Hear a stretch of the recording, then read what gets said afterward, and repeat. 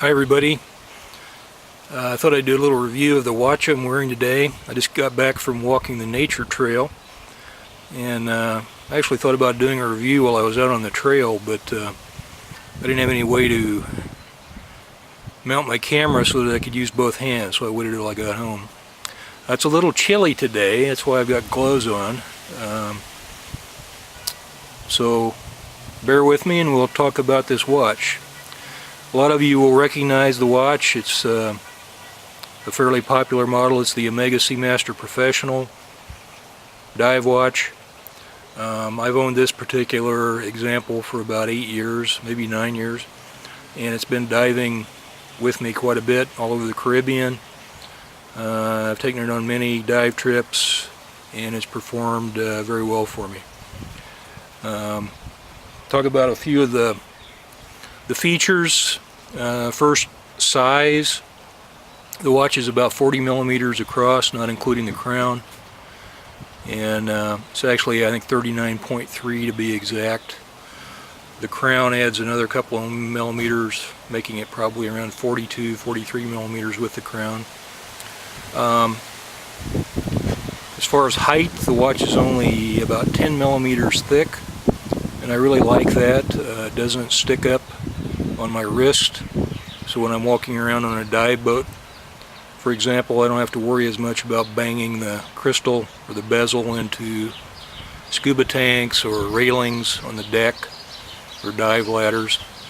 So it's a nice size. It actually, on your wrist, it actually feels like it's a little bit larger than 40 millimeters, but that's the size. Black dial. It has the wave pattern in the dial. Sword hands. There's a really nice treatment of superluminova in the hands and the markers. Glows quite well. It's got a black date wheel to match the dial with white numerals. Crowns. I already talked about the main winding crown. There's another crown up here at 10 o'clock. That's for the helium escape valve. People either hate these or love them or don't care, and I'm probably in the latter category.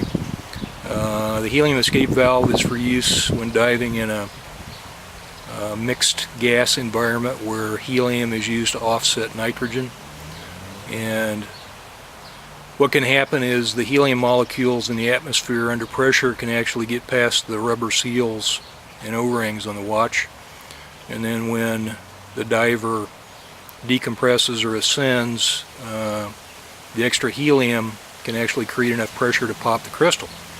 So the idea is that when you're decompressing or ascending, not in the water obviously, you would unscrew this helium escape valve crown and let any trapped helium inside purge itself out through the valve up here. I'm assuming it works. I've never used it, never will, but it's there in case you do need it. The watch, as you can see on the dial, is rated for 300 meters or 1,000 feet of water resistance. Again, as a recreational diver, that's much more water resistance than I'll ever need, but it's nice to have. On the back, you can see the nice Seamaster logo on the case back. The watch uses these little circular indentations to allow a special case back removal tool to fit in, and then you can unscrew the case back. I have the Bond bracelet attached to this watch. I like the Bond bracelet. I like its width. It has a push button clasp which releases. It also has a diver's extension built into the clasp. You just pop the back of the bracelet down where it meets the clasp, and out pops the diver extension. It gives you about another inch of circumference on the bracelet. I rarely use a diver's extension. I just slide my wetsuit sleeve up a bit and wear my watch as I would normally on the surface. But again, some people really like the diver's extensions, and it has one if you need it. So all in all, I think the Omega SMP is probably a classic dive watch.